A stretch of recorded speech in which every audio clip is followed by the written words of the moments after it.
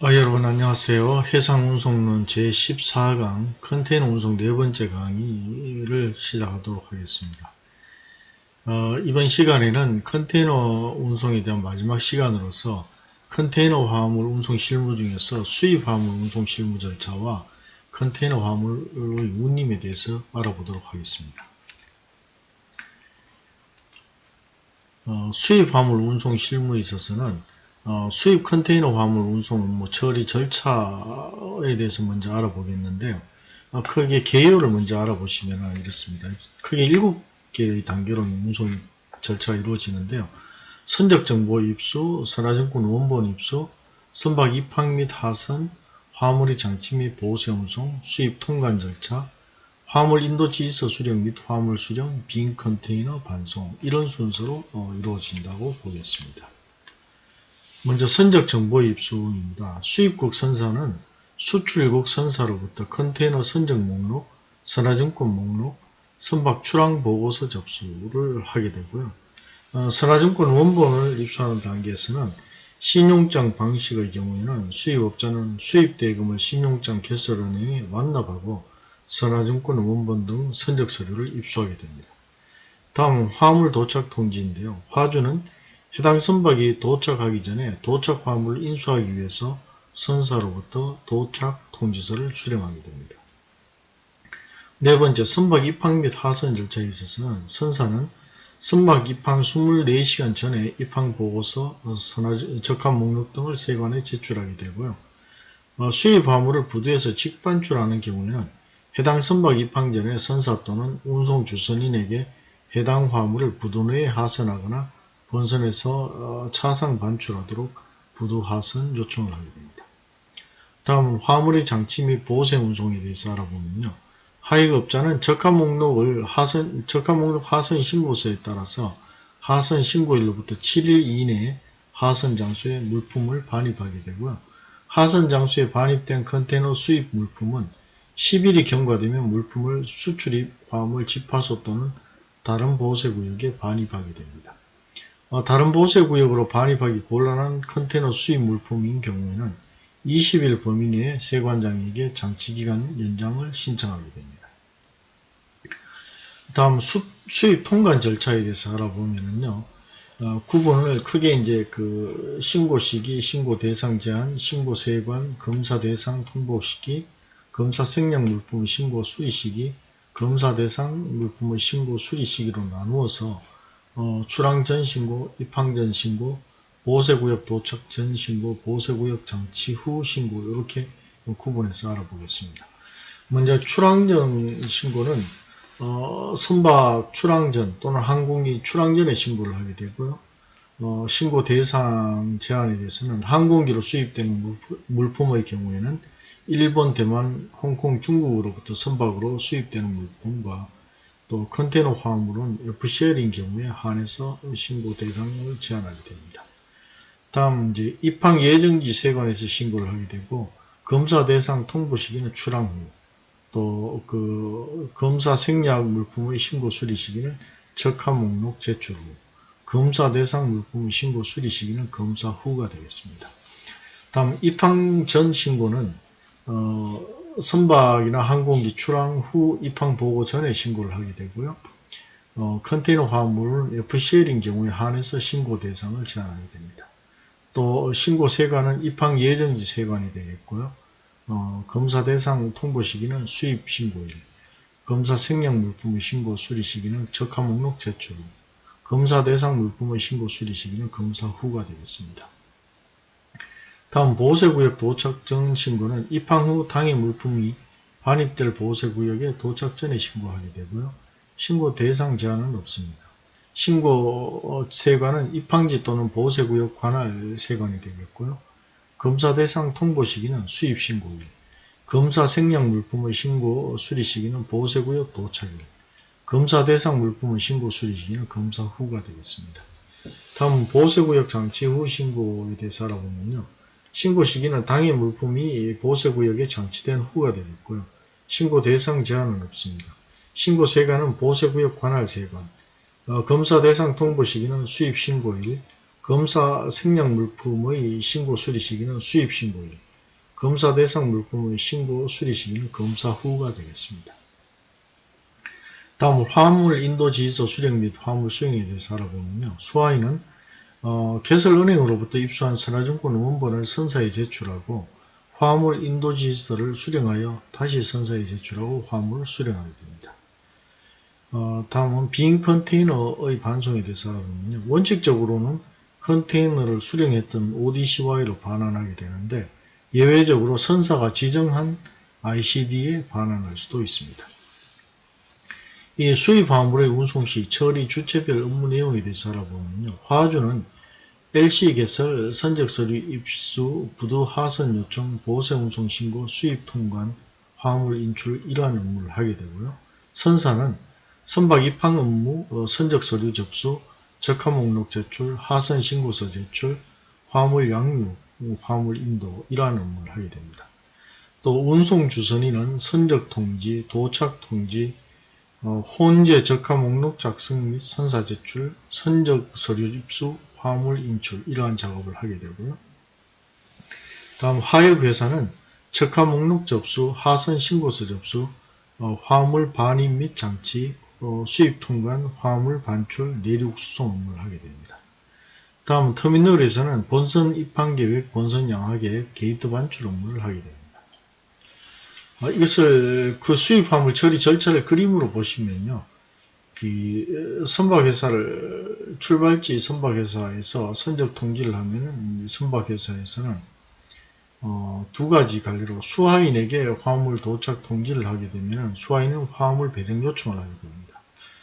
그러면 선박회사에서는 이제 그 보색과 세관 보색과로 보내고 화물 배정 신고를 하고 이러한 감식가로 신고 또 절차를 거치게 되면 다시 양육 목록 배정 통지 하역 절차를 하게 되고요.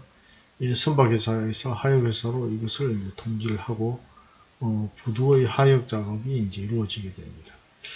수하인은 다시 이제 이 수입가로 수입 신고를 하고 수입 면허를 받으면은 화물을 인도해주라는 절차를 밟게 되고요.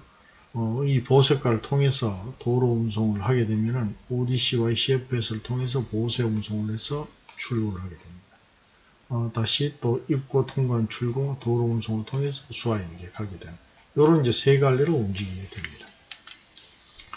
다음 수하인의 업무를 보면요. 수입 화물의 청약 접수를 하게 되고 거래은행에 수입 승인서, 양도담보계약서 및 보험계약서 등을 제출하여 신용장을 개설하게 됩니다. 선적 서류 원본을 은행에 전달을 하게 되는데 일본 등 근거리 화물은 선적 서류를 나중에 도착 후에 하게 되고요. 제출하게 되고 원거리 화물은 선적 서류를 먼저 제출하고 도착하게 됩니다.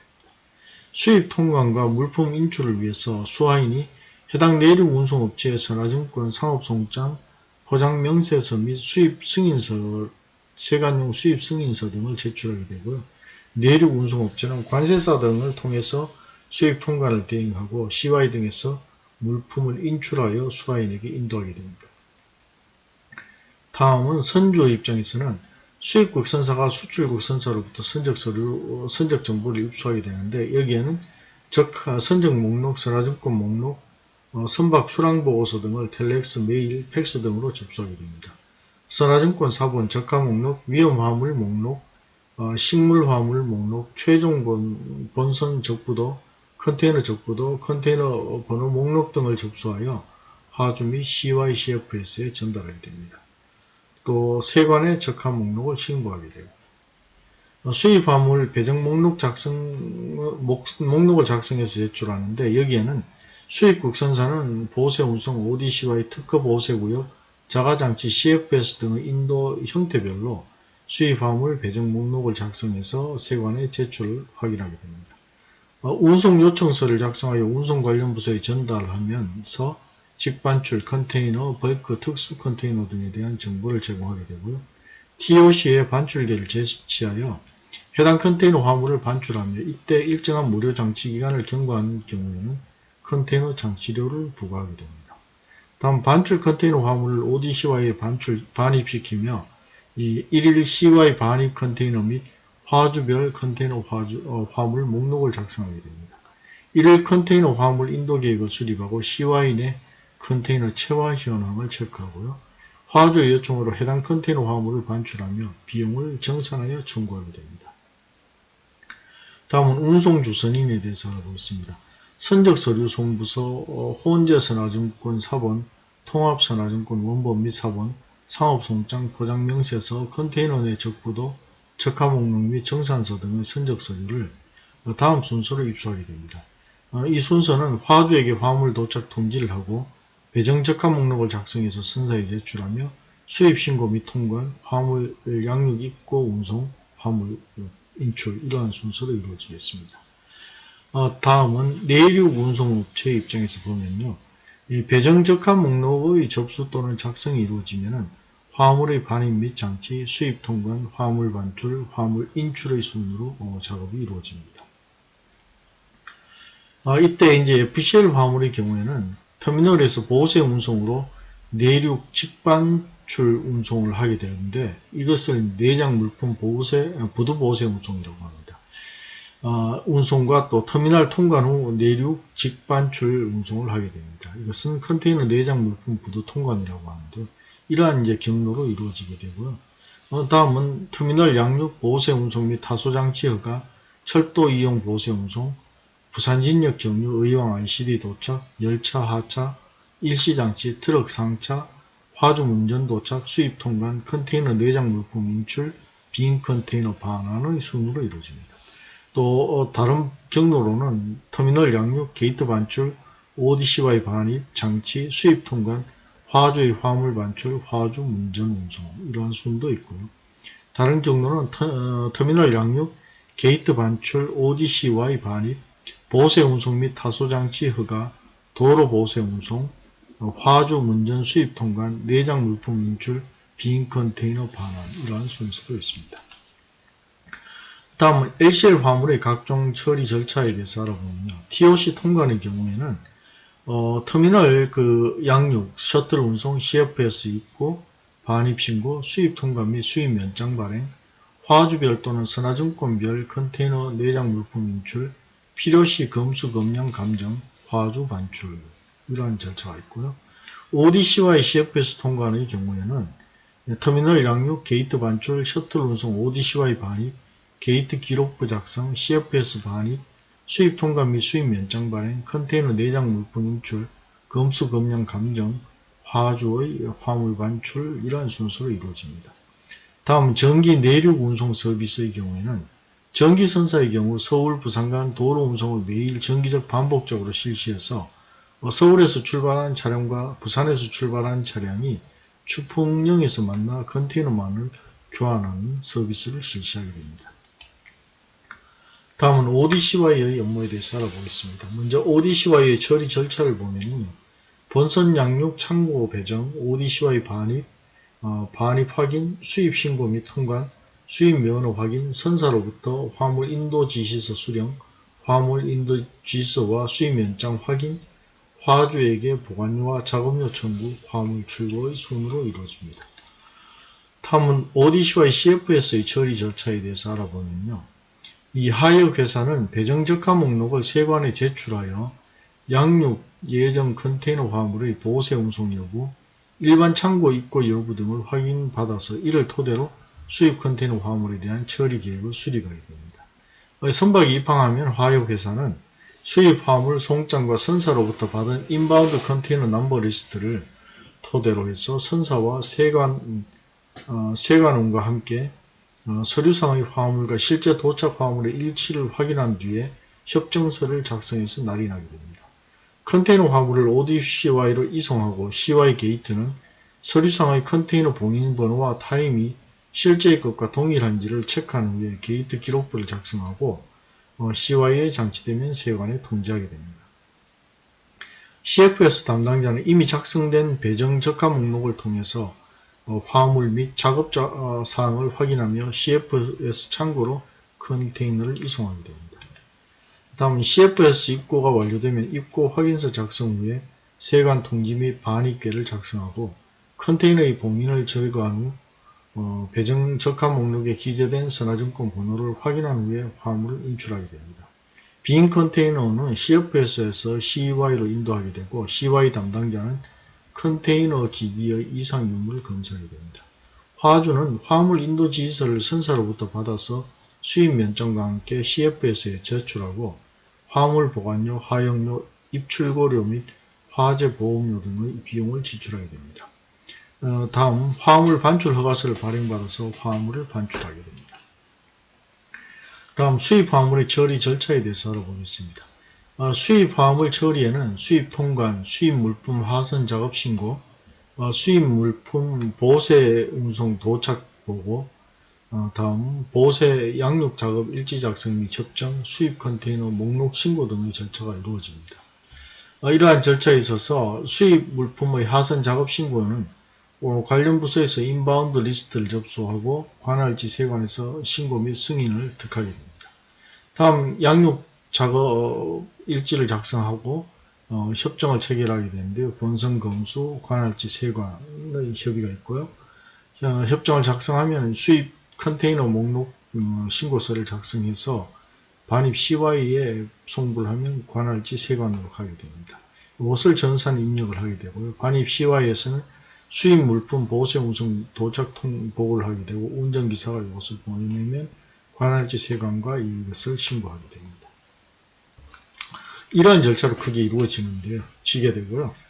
다음 수입 FCL 화물과 LCL 화물의 통관 및 수입 운송 흐름에 대해서 알아보도록 하겠습니다. 먼저 FCL 화물에 대해서 알아보면요. 수입 화물의 경우에도 약 90%가 FCL 화물인데 이러한 FCL 화물이 부두에서 양육되어 수입업자의 창고 또는 공장까지 도착되는 과정은 이러한 세 가지 방식으로 이루어지는데요. 첫째, 보세 운송을 통한 도착지 통관의 경우, 두 번째, 부두의 보세 장치장에서 통관하여 일반 운송되는 양하지 통관의 경우, 세 번째, 선박 도착 전에 통관 절차를 완료하는 선상 통관, 이렇게 세 가지로 크게 나누어져 있습니다. 수입 FCL 화물의 이동 경로는 이렇게 이제 5가지로 나누어 볼 수 있는데요. 첫째, 부두에서 보세 운송으로 부두 직반출하는 경우, 이것을 컨테이너 내장 물품의 부두 보세 운송이라고 합니다. 다음은 부두 통관 후 부두 직반출의 경우인데요. 이것은 컨테이너 내장 물품의 부두 통관이라고 합니다. 세 번째는 부두 양하 보세 운송, 타소장치 허가, 철도 이용 보세 운송, 부산진역 경유, 의왕 ICD, 화물차 하차, 일시장치, 트럭 상차, 화주 문전 도착, 수입 통관, 컨테이너 내장 물품 인출, 공컨테이너 반환, 이런 순서가 있고요. 다음은 부두 양하 게이트 반출 ODCY 반입 장치, 수입 통관, 화주 화물 반출, 화주 문전 수송의 순서. 다음은 부두 양하 게이트 반출 ODCY 반입, 보세 운송 타소장치 허가, 도로 보세 운송, 화주 문전 수입 통관, 컨테이너 내장 물품 인출, 컨테이너 반환, 이런 이제 이동 경로가 있습니다. 다음은 LCL 화물에 대해서 알아보면요. 수입 화물이 약 10%를 차지하게 됩니다. LCL 화물은 반드시 양하지 통관을 거쳐서 일반 화물 상태로 화주의 문전에 도달하게 됩니다.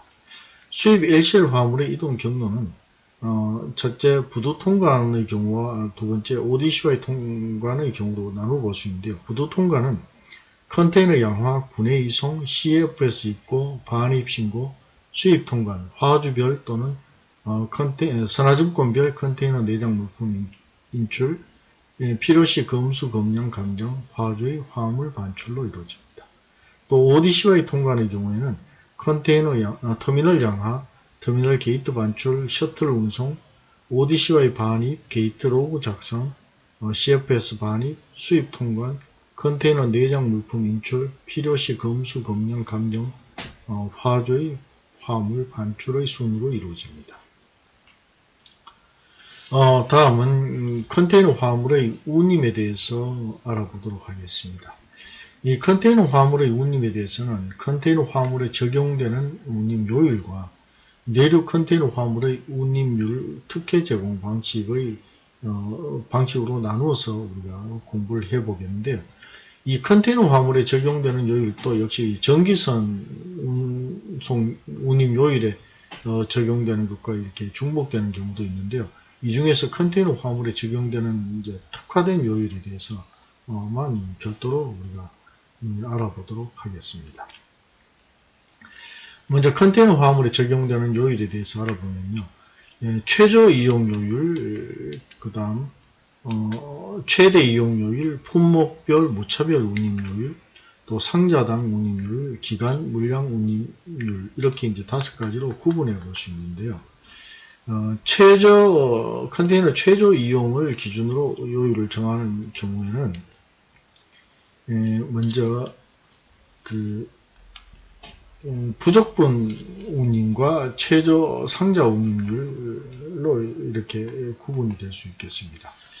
컨테이너 최저 이용을 기준으로 요율을 정하는 경우는 운송인은 컨테이너당 중량이 용적으로 최소량을 정하거나 총 적재 능력의 일정 비율로 규정을 하게 되는데요. 이때 각 운송인마다 각각 다른 기준을 적용하기 때문에 이 운송인 즉 멀티모달 트랜스포트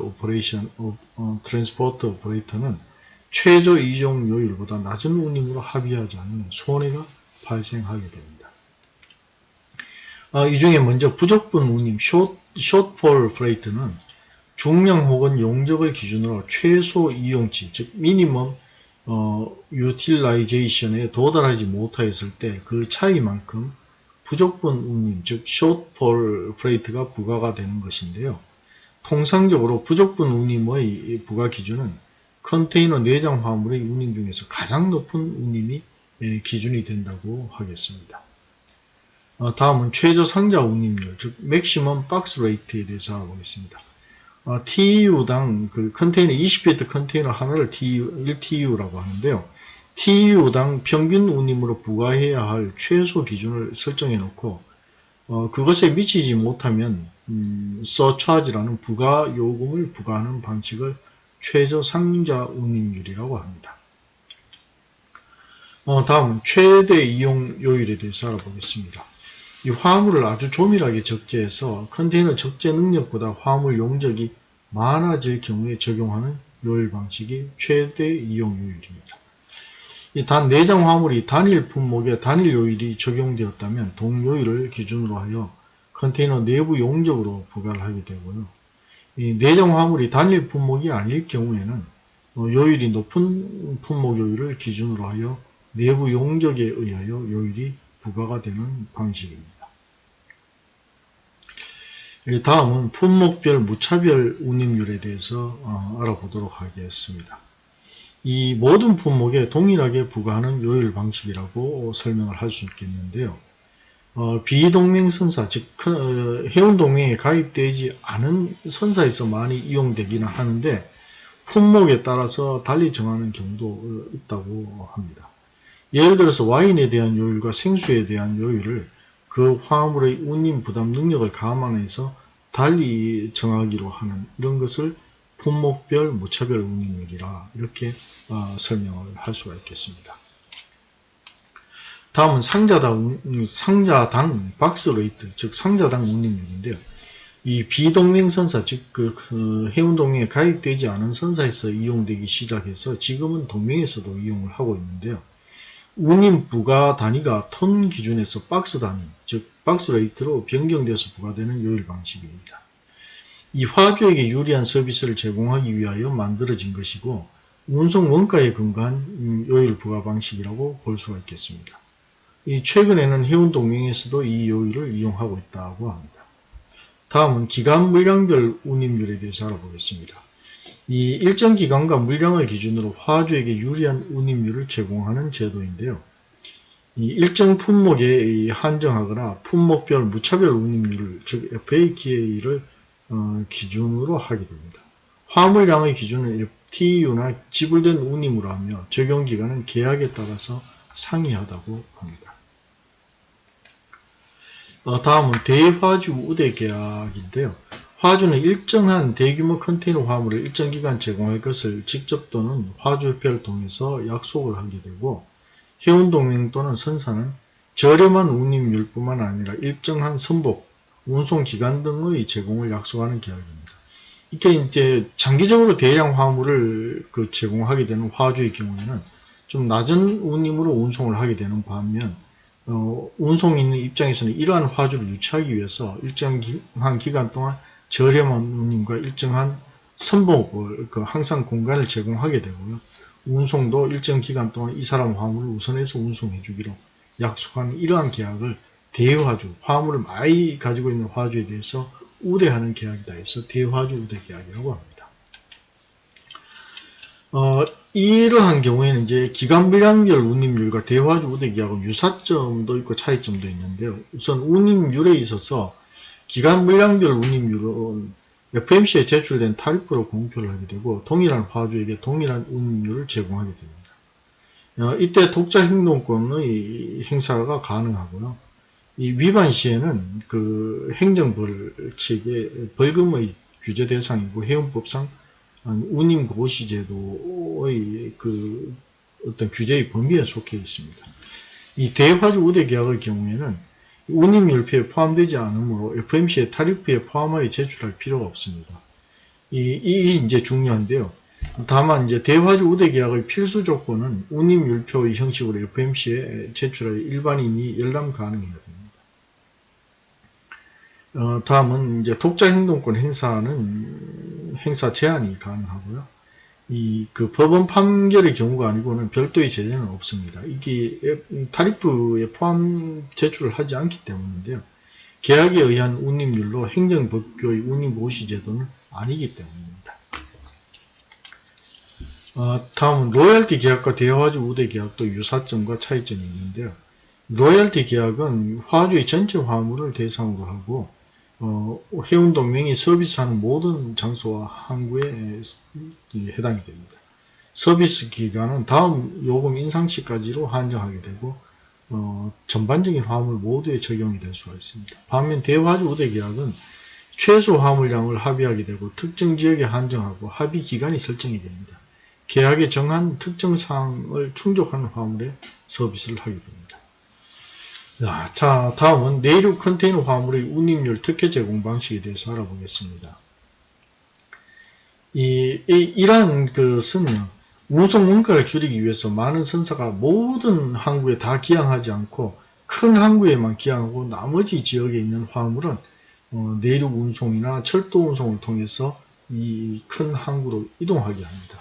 이에 따라서 선적 화물량을 이렇게 되면 이제 결국은 이 다른 지역의 항만으로 화물이 이동할 수가 있기 때문에 이러한 그 화물이 줄어드는 것을 방지하기 위해서 보완수단으로서 이제 항만 평준화 제도나 항만 추가 운임 총 그리드 제도 등이 사용이 되고 있는데요. 이러한 것을 우리가 내륙 컨테이너 화물에 대한 운임률 특혜 제공이라고 합니다.